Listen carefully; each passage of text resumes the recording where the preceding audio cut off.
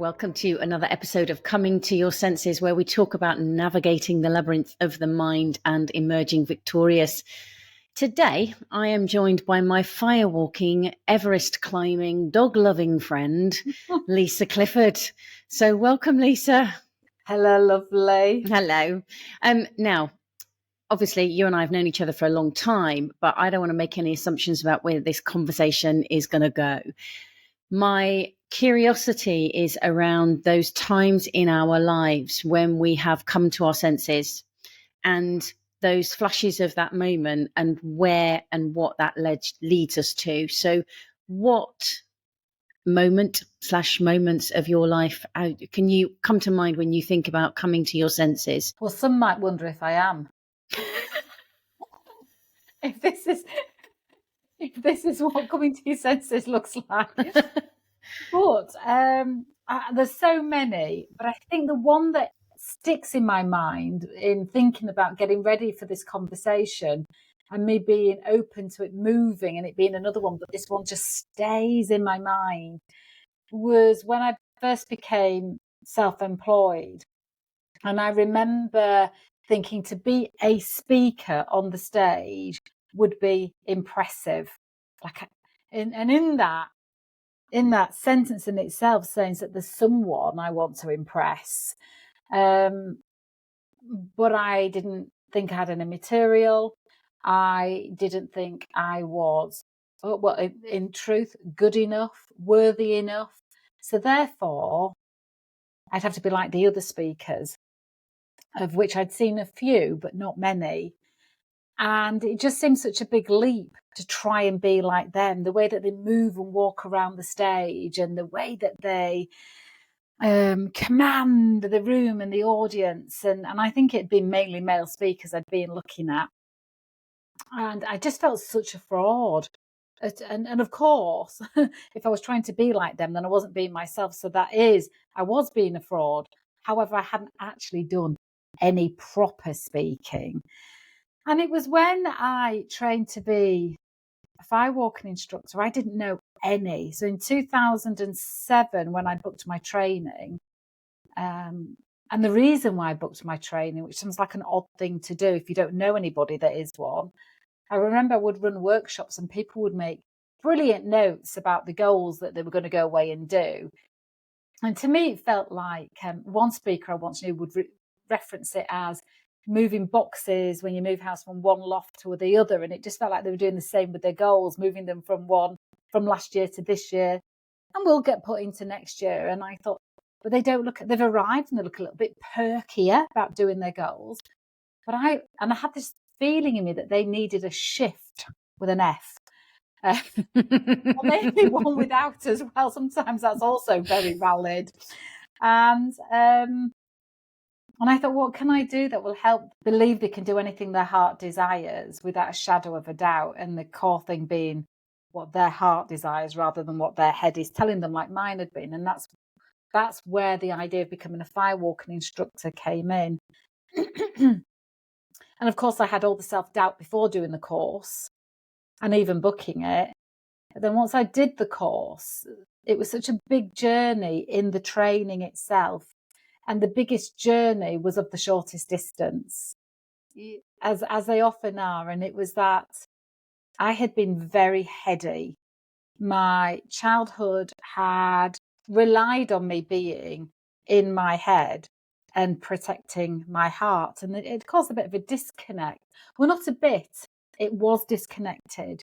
So I was all about mind over matter and making things happen. And if you want it enough, you'll go for it. And so much being in the head and not ever being in the heart. And my trainer, mentor, spiritual leader, Peggy Dillon, who was actually a spiritual leader and teacher, began the journey, I think, of reconnecting this. After the 1 week course, I wasn't the finished article. I just recognized how far there was to go. Having the awareness that I'd been trying to get everywhere I wanted to get by thinking modeling someone else, which does have its place, as we know. modeling some behaviors of somebody, but not, I didn't want to model them. Otherwise I was going to be a poor, what's the word, version of them. And also a poor version of yourself as well. Yeah, who was I abandoning? Who was I abandoning? Where was I leaving her? What was I not acknowledging about her? What was I not believing in her? What was I not seeing in her? Just that poor version of me, but a total abandonment of my potential and possibility. And I think the beginning of the journey with Peggy's training, I went on to be an advanced instructor, a master instructor. I did a 2-year spiritual pilgrimage. I did become a trainer of instructors, and all of it was work on me. All of it was work on me. And it was the journey of knowing what it feels like to know what my heart wants rather than what my head thinks it should have based on what I see other people doing or being. And I think, and I was the only Firewalking instructor I knew, so I couldn't be like any others. It gave me total permission to be myself, that there was no other model that I could be compared against. It was like total freedom. So therefore, who was I? And that was I think that, Jules, was one of the biggest moments of coming to my senses, was coming home to myself and bundling up Lisa and accepting her courage, her va-va-voom, her vision, but also the not so sharp and polished parts of her, that when I get my words wrong, there have been epic moments that have perhaps made events with me proving that perfection doesn't exist. So I think, and then now how I work, which is that how I describe it is, before any events or any coaching sessions, I imagine I've got a sunroof here and that I open it up and that I allow source, God, to flow through me, but also my heart, and I allow my heart to be my expression, and my brain's job is to interpret it, not to minimize it, manipulate it, shrink it, keep it safe, but it's more to interpret that. That was so completely freeing, that independence of being myself and not like, and now there are lots and lots and lots of Firewalking instructors, as indeed happens when one person shows it can be done, other people think it's a great idea. And it's a brilliant idea because it's so revealing for people that they can no longer tell themselves the old stories and what else is possible. So there's so much in what you've just said there. The biggest thing that strikes me is a realization that I actually had early this year, and it's the first time I've put it in the way that I saw it, and it came about from me when I went away to Portugal, and there were two pretty much lifelong habits that I had, that I was like, I've worked on them many, many times with force. I'm going to use that word. Willpower to stop them from happening. But I went away only for this week on holiday, but with the intention of, I wasn't going to try and stop these habits. My only intention was not only to see when the habit happened, but to listen to the thinking that was going on behind it. And we're recording this on pretty much the last couple of days of July in 2024. So however many months that's been since I came back, and neither of the habits have appeared. And what strikes me very clearly, and it connects into how I heard what you said, is that there's a big difference between that force and willpower and the awareness. So you were talking about it as in relation to head and heart.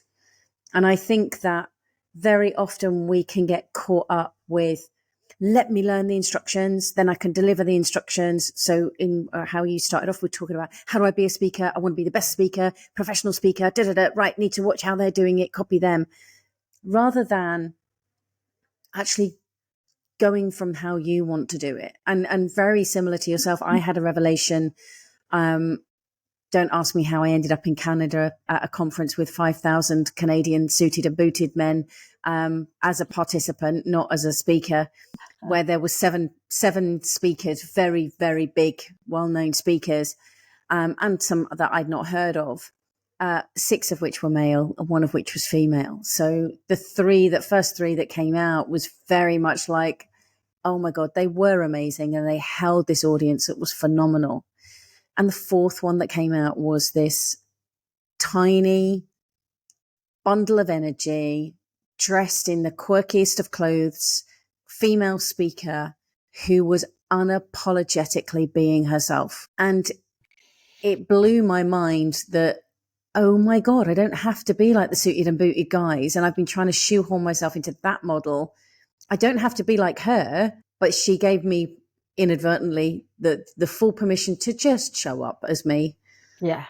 Yeah. Which is about them making mistakes, which is about getting it wrong, which is about making silly voices or swearing or whatever is natural. Obviously, I curb it depending on the audience, but I think that there's so much in what you've said there about that, the shortest journey, but that recognition, if we get caught in our head, then we're actually caught in information and data rather than the fluidity of that intuition and that guidance. It's not about ignoring the information and the data that can be useful and needed for doing logistical shit. You can swear, by the way. I haven't said much. But that coming into alignment, I absolutely love. What, from when you were talking about what you noticed when the first sort of speaking and workshops that you were doing with people, when they were writing down their goals and they were all bright and shiny at the end of it, but yet they were shifting boxes, versus when you run day events, speaking engagements, firewalk trainers, what do you notice is the difference now of the shifting the boxes? It's exactly as we said. It's about knowing something in your heart. So when you're doing the goal setting, writing it down, you know it in your head because your head's just done a methodical process. But when they're doing an experiential training where they do something that they are going through the surface of their shit surfacing, and that's what I love about the Firewalk. Of course, it's possible when you follow the process. Of course, it is. And it's, of course, there can be 2 different results, but the fire brings about an awareness of what fear feels like and how it fluctuates within us, and how we go through, I'm doing it, I'm not doing it, I'm definitely not doing it, I'm definitely doing it, all the space in 30 seconds, and being with it. It kind of, there's that saying, isn't it, holding the feet to the fire? It kind of, you get to see people. Literally in your case. Yeah, exactly. And you get to see people hold that as they're going through it, rather than jumping on the mind's first option. You don't have to do it, you're not doing it. And I help people stop verbalizing everything that's in their head, because then sometimes the verbalizing it to their partners actually locks them in a temporary decision, because then we want to protect and defend what we're saying. So I just encourage people to allow themselves as much freedom as possible by not saying everything that's in the head. And that I know you're going to be, I'm doing it, I'm not doing it, I'm doing it, I'm not doing it. But I want you to get used to the feeling of being with it rather than avoiding it. And because they're going through that, and then they do and they step up, it's the stepping up, isn't it? And they step up to do it. Their feet are moving. We did, I was running an event on Saturday, and we did a glass walk. And I do it in a really ceremonial way. So people are saged as they come in the room. There's lovely music playing. They sit on the ground. They don't know they're going to have that experience. And I could tell which people had come in thinking, I am not doing that. And I just allow people to not do it. And I allow them to do it. But everybody did do it. And I say I allow. What I mean is, you're completely free to do whatever you like, and I'm not going to encourage you, and I'm not going to give you too much permission either to not do it. I'm going to say you don't have to do it, and how you tell me you're not doing it is entirely up to you. Or whether you just stay sitting down, it's entirely up to you. I'm not going to over facilitate how you withdraw or step up. Because I think empowerment is in holding all of that. And one of the things, this is a very long answer to your question, but one of the things I noticed was one lady, and we were talking all about purpose and intention. One lady stood up to the glass walk, and she was there for a considerable amount of time, holding on to her heart. And she was going through her mind exactly the version of her she wanted to meet on the other side of those 5 or 6 steps. And she walked over the glass, pushed her feet, she went and sat down, and she had a physical experience to whatever that intention was. And her voice changed. Her goal in the morning that we were fueling everything with was for her to own being a speaker. And when she first said it, she was quite faint. And I thought, well, you're going to have to speak up a bit. And then when we came to do another exercise, her voice got stronger. And when she finished the glass walk, she was crystal clear. Never mind what she was like when we did the arrow break, when that's about releasing the throat chakra and stepping into who you are. So I think the difference that happens is that self-trust on an inner knowing, on a cellular level, that overrides the brain. So when you set goals, and it's quite linear, and that's kind of a brain thing. But when you have these experiences fueled with purpose and intention, the body holds the wisdom. The body still moves forward when the head map is saying, hang on. Oh no, look where I am. I'm at the foot of the fire. I'm about to walk over it. I didn't know. Or I am definitely going to step into this goal. There's a knowing that the body has that it didn't have before, that I would say carries 95% of a decision versus the brain of the 5. What are your thoughts? Oh, well, I've got really hooked up on something that you said a moment ago, which I want to ask about, which is that permission of, you don't have to do this. Because as you said that, it struck me as something that's definitely shifted with how I do things, and I couldn't exactly pinpoint the time when that's changed in the nearly 19 years that I've been coaching, but there's, I think it is that from the, right, you're writing these down, you're going to go and do it. No, I was never really a strict accountability kind of, you're going to do it and why haven't you done it kind of person. That's just not my bag. But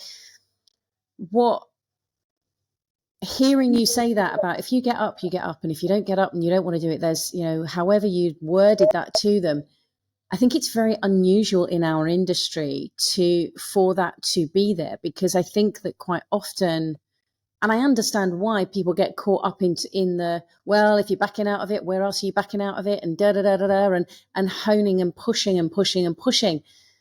And I get the value of that. And is that the right time? Is that the right space? Is that what's going on for the person that's doing the pushing, that they have that need to do that? And so I sort of wanted to flag that up, really, because I think that is, in my experience, I wouldn't say I've been on what would be classed as a true personal development course for quite a long time, actually. But all the courses I've been on for at least the last 7, if not 10 years, I would say they haven't got that element to them at all. But the ones prior to that, definitely there was a lot more of the heady push, you have to, why aren't you? And knowing how my thought process was back then, I would have been doing stuff. I was actually thinking about the very first Firewalk that I did as you were talking, and thinking about, I don't think there was any sacredness, but I also know that there's a determination in my head. It was very head. I'm doing this because I'm signed up to it and I was doing it for charity. So of course I'm going to do it. I'm not going to back down. And there's nothing wrong with that. And it's not what you're describing. And before my menopausal brain forgets this thought, and maybe I should have a pencil. It's a big part of what I share and teach is that permission for people to trust themselves.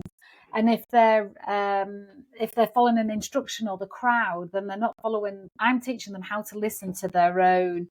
I just spotted Lexi behind you. Floating onto the sofa, giving people, showing people how, if they're free to do anything, step forward, step back, what what would they choose? And But I that think in and of itself, though, sorry to interrupt you, Lisa, empowerment. is huge and hugely missed as well. Because especially if you're in a group environment and you're like, yeah, I'm out, I'm not doing this, to trust that that is the right thing for you to do without the peer pressure, without Yeah, but we've booked this woman to come and do a class yeah, walk, therefore you should do yeah. it.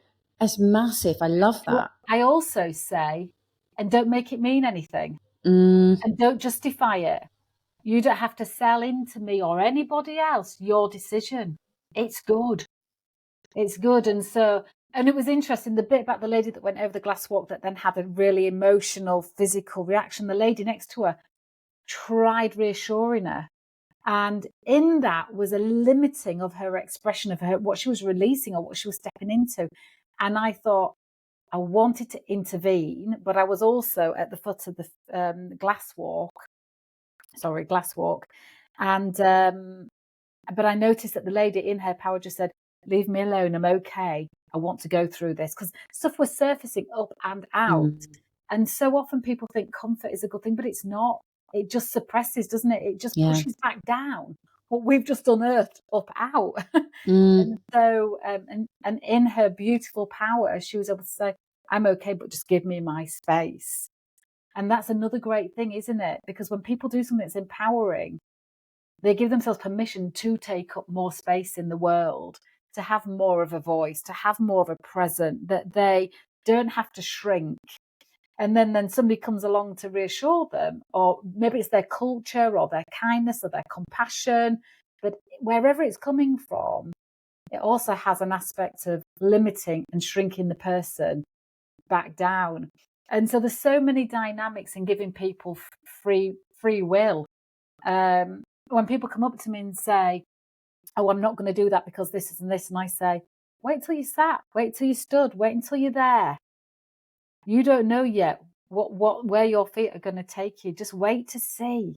but What? that, and again, that to me is something that is so missed so often, about somebody making an assumption. I was the friend I was doing this hike with at the weekend. We were talking about she's doing a big trip later on this year, and she was talking about, is her fitness going to be okay? How's she going to deal with altitude? Something that I know that you have dealt with many times.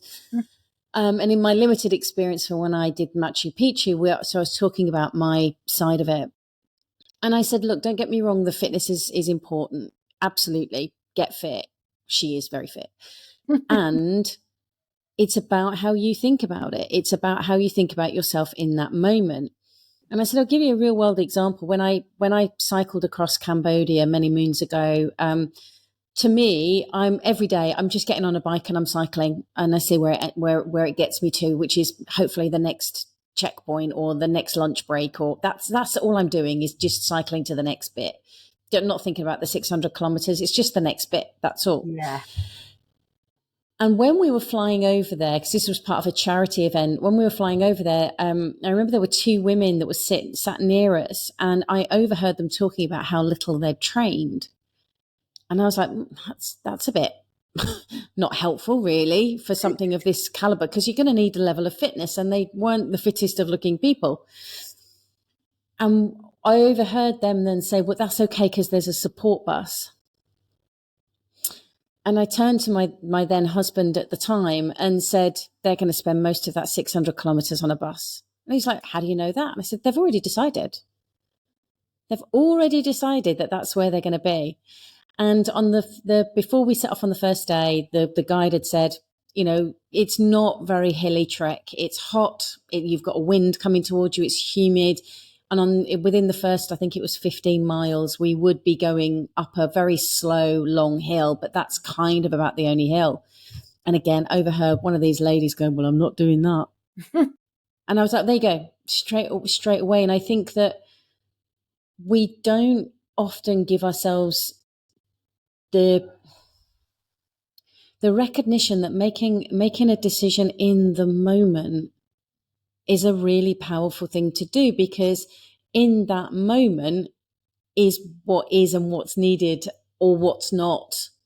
rather than by putting the assumption there, I am going to walk across, I'm not going to walk across, I have to walk across, whatever it is, then it's something else that's in charge. I would refer to it as your automatic thinking mind. That's what's in charge. It's not then you.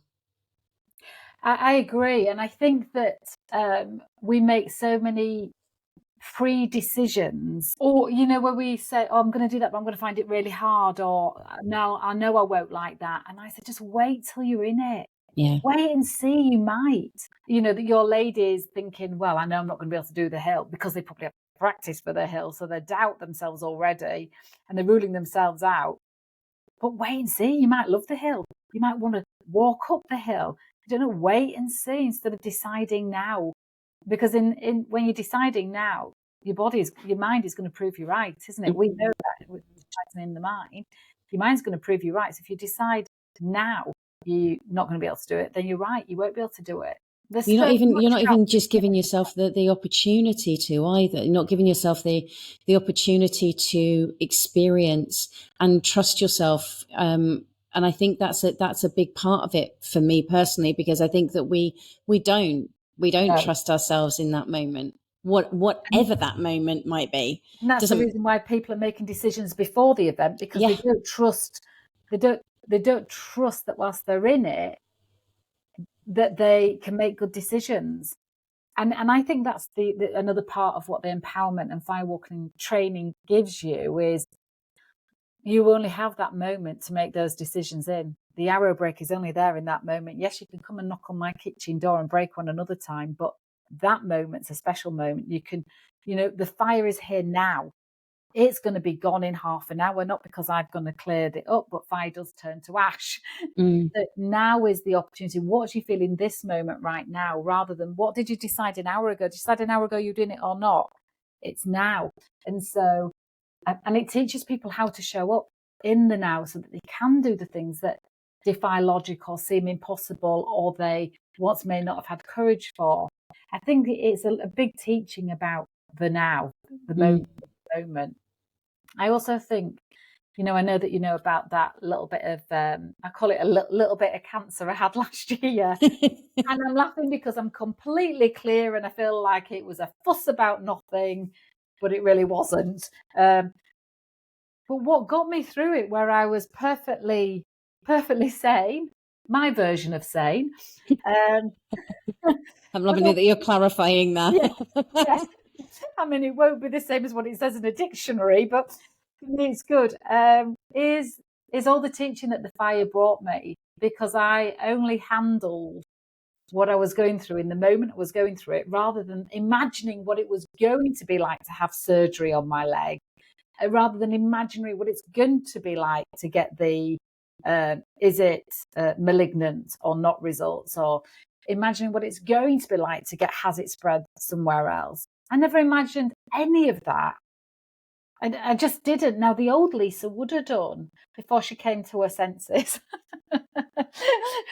She would have imagined all of those things, because the brain would need to know all the different answers for that, because I'm going to have to be strong. I'm going to have to get through it. I'm going to have to prove to people of how strong I am. But with this, I was just in my divine flow. I just thought, I will handle what I'm told when I'm told it. I know that I've got everything in a row that I need to have in a row.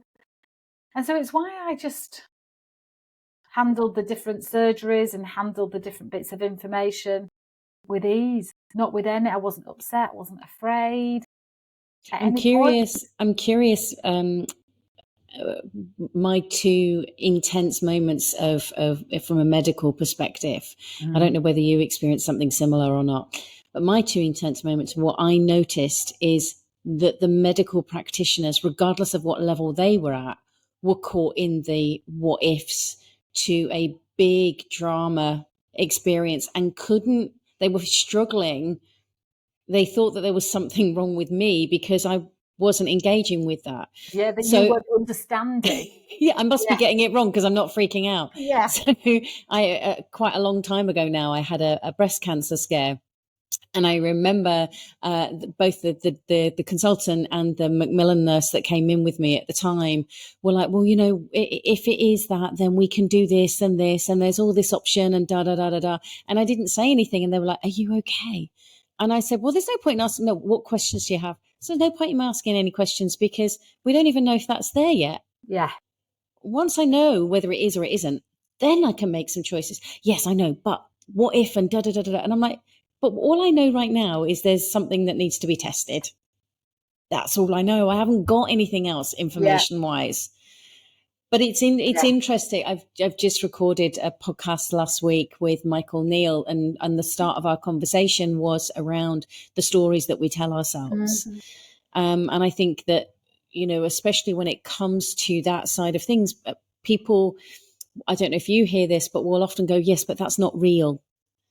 Just being in the moment of dealing with the information you have, that's not real, because reality is, and then they will give me a whole bunch of imagined information. Yeah. How do you really weird question that's just popped into my head, but I'm going to say it. I don't quite understand it, if I'm honest.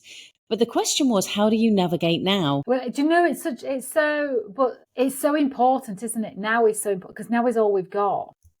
And it's also, I think the reason why the question is a good one is because we've got now, and we've also got to plan our business, and we've also got to strategize our social media and our marketing and our clients and our diary, which is outside now.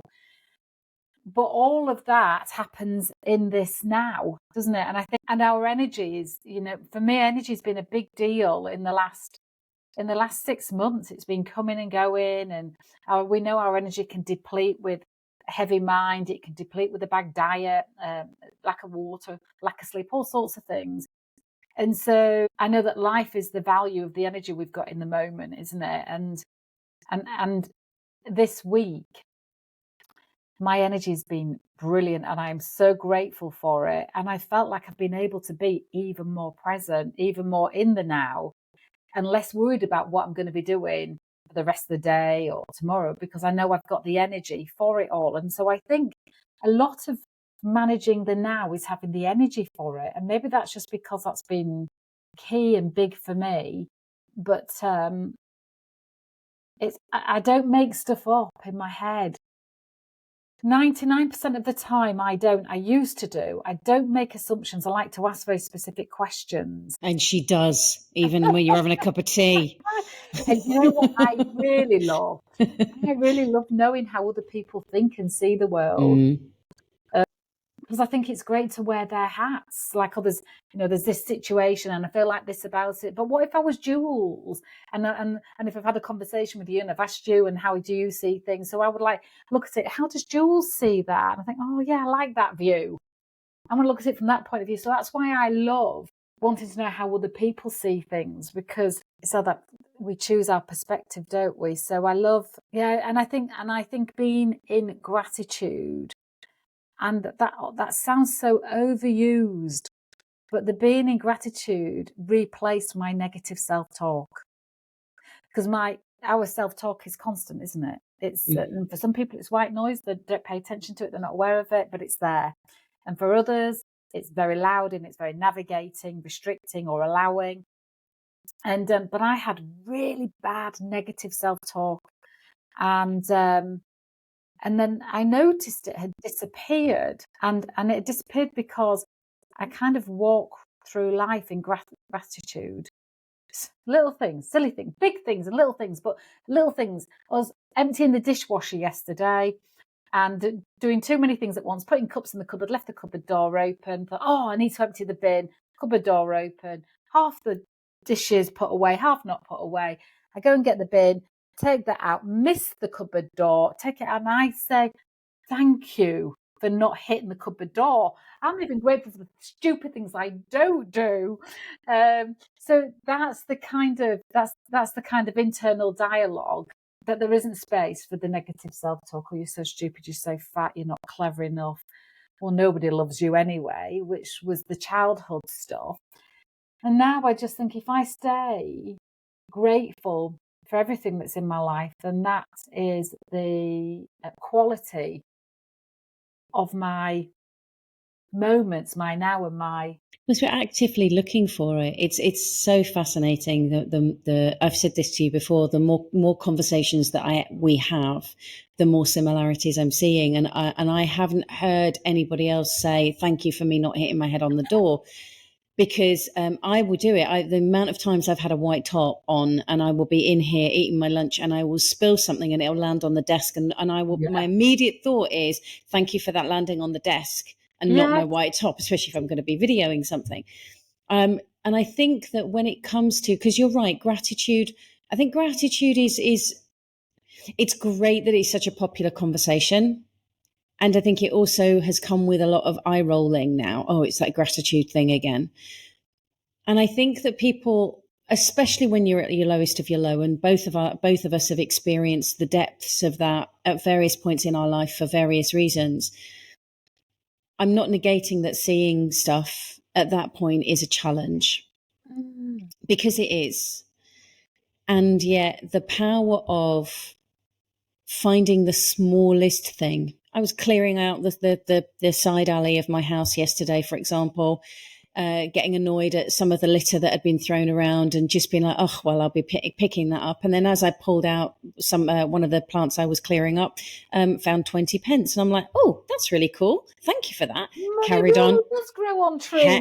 Money does grow on trees, because for about half a metre down, I found 50p. So I'm 70p up on clearing the alley yesterday. But it's though, to me, they're the little things. It doesn't have to be the biggest things. It could be, as tough as today has been, I'm grateful that I've woken up and that I've got through it. Yeah. I think when energy is low, it's difficult to have as much brain power that allows you to be in gratitude as well, which is, and energy is everything, isn't it? The quality of our energy really does affect the quality of our life and our thinking. Well, I think that I'm going to speak solely for myself here, but what I noticed when my energy, so when I was really ill 6 years ago, my energy was so, I couldn't even get up into the office. I couldn't walk into town when I don't live very that far. I drove to the car park and a friend would meet me at the car park to collect my rucksack, and she would walk with me to carry my rucksack up the stairs because I just didn't have the energy to do that. And it took me what seemed like forever to get up the stairs. But for me, what I became aware of was that it was harder when I was making the fact that my energy was low wrong. That was a big thing for me, because I should be able to get up the stairs, or this shouldn't be as hard, or why is this so difficult? It's like I will say to anyone who has to go under general anaesthetic, recognize you're going to need between 2 and 6 weeks, depending on how your body is, for that to get out of your system. Now, I didn't know that until I had a general anaesthetic myself. But the long-term impact is not just coming out and waking up from that. It's the impact that had on the body. And it took me a long time to recognize that and not make it wrong. That was a big thing for me, of that, hang on, I'm making it harder because I'm going, but it shouldn't be like this, arguing with reality. You're only going to lose 100% of the time. It's just the dumbest and yet most common thing that we do. Well, you see, Jules, I do blame myself for my low energy, and I'm glad that you didn't blame yourself for yours. Oh, I did at first. Yeah. Then I had a word. Yeah. Because I think that so much of my energy is in my hands, like what I eat, what I drink, whether I drink water or I don't drink water, the quality of my sleep, quality of the people I hang out with. I mean, you and I are very picky. What are you trying to say? We're very picky. And so, making sure you hang out with people that actually listen to you and hear you and understand you and don't make you wrong in your thinking.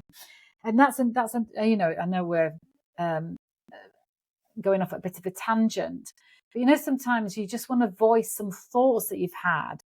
You don't believe them, but you've had them. And then somebody will say, oh, no, don't be ridiculous. You shouldn't think like that.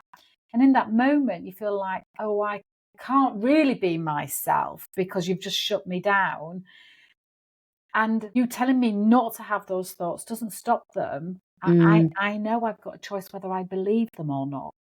I'm just saying, oh, I had this silly thought that my curvy bum might not be great for a relationship or whatever, you know. Can I tell you something funny? Go for it. So apt. You might have seen it already, Jules. So, spoiler alert, I'm single. And, and a gentleman messaged me. What have I done with it? There it is. Oh, is this the one you posted on Yeah. Facebook that I saw? Oh my God, that was hilarious. And so I was a few days before replying to his message because I wasn't feeling it. You know, I thought, I'm not feeling you. And then, so I replied, and then he sent me a message saying about, I finished my job this week, and thankfully I don't really have much to do. And I just sent a nice reply back saying, is it your choice? What do you do? Are you moving on to anything else? And he sent quite a boring message back. I mean, I don't expect people to be doing somersaults, but it did make me want to spend my life with him. Anyway, but the last sentence was, you're some kind of trainer stroke coach, question mark. That's what it says on my profile. I'm hoping to do more of that in my next new role too. Saves me doing any actual work. It was so funny because when I saw that you'd posted that today, and I laughed, and then I shook my head, and then I laughed, and I was just like, oh, it's so fascinating on so many levels. Why on earth would you say that to somebody who does that as a profession, for a start, regardless of what you think about it? But the assumptions behind that, and then the clues that it gives about his attitude, it's just there's so much there, which is, I think you put, that's a hard no from me. It's a hard no from me. I sent a nice message back saying, well, I hope you enjoyed the site, like I created the site. Hope you enjoyed the site and that you have a great experience. But and also it made me think, he's obviously not being coached. And if he's going to coach somebody, what does he think it is? A cup of tea and a chat? Because what we do. But I think, sorry to interrupt you, but I think it doesn't matter. What just popped into my head is that TV show, The Repair Shop. Whenever I'm at my mum's, we usually end up watching an episode of that. So for those of you, if you've never watched The Repair Shop, it's basically a wonderful, great big barn where there are these experts in woodcraft and watchmaking and sewing and all sorts of different things. And members of the public are brought in with something that's special to them that needs repairing.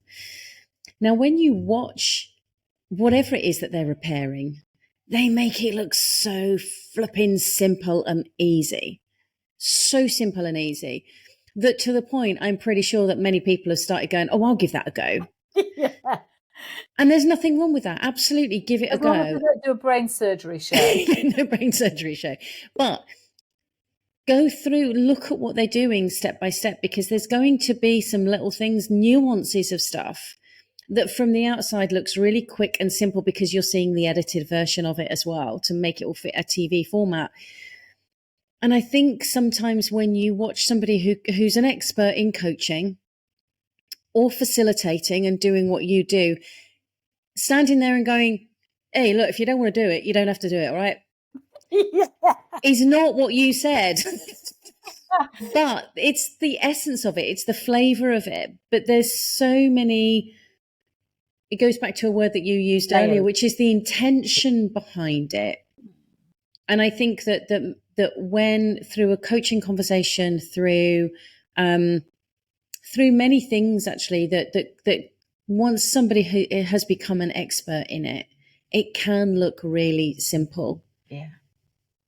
But actually there's a depth and a quality to it. And I'm going to link this back around to where you started the conversation about that short journey between the head and the heart, because you and I met very soon after both of us really had qualified. You're a year ahead in business than I am. And I'm pretty sure in that time that we've been working, and yes, we do the same thing, but we do totally the opposite thing, which is great. And I love it, is that we've met people who have trained in coaching that are following a script. And absolutely, can they coach? Yes. And that's not how we work. No, I think to sum up how we work is it's embodied, and somebody knows when they're getting somebody who's got the flip chart, not the flip chart, the manuscript or or the transcript. white coat on, and they technically know what they're doing, but they don't walk and talk it. They don't live it. It's a way of making money, and I think the coachee has a different experience when somebody embodies the work, because they can do things like what you've just done. Oh, I've just got this question and I don't understand it yet, but do you? You know, and the coachee can trust it because they know that you are who you are your being. So they can trust when something is yet to be processed through your mind much more clearly, because there's that.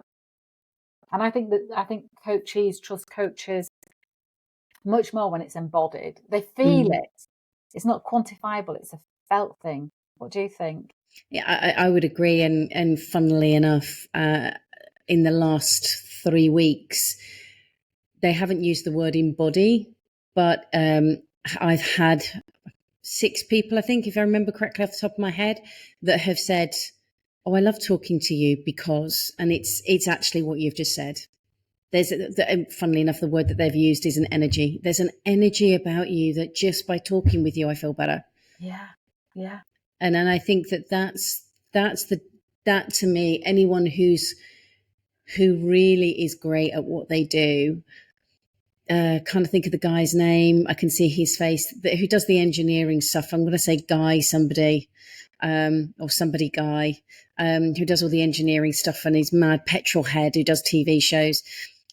He embodies it. He's so passionate about it, and that's completely not what we do. But it's you watch a musician on stage, you watch a sports person, you watch any kind of performer when they are really in it.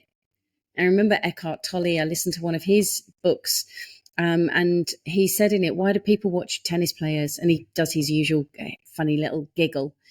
Let's face it, it's just 2 people hitting a ball across a net. Why on earth are you sat there watching it? This is just a silly thing to do. And he laughs and laughs and laughs, and he says, "You're not watching 2 people play sport. What you're doing is you're watching 2 people in the present moment. That's what's seductive." And I was like, mind blown. He's so right. Mm-hmm.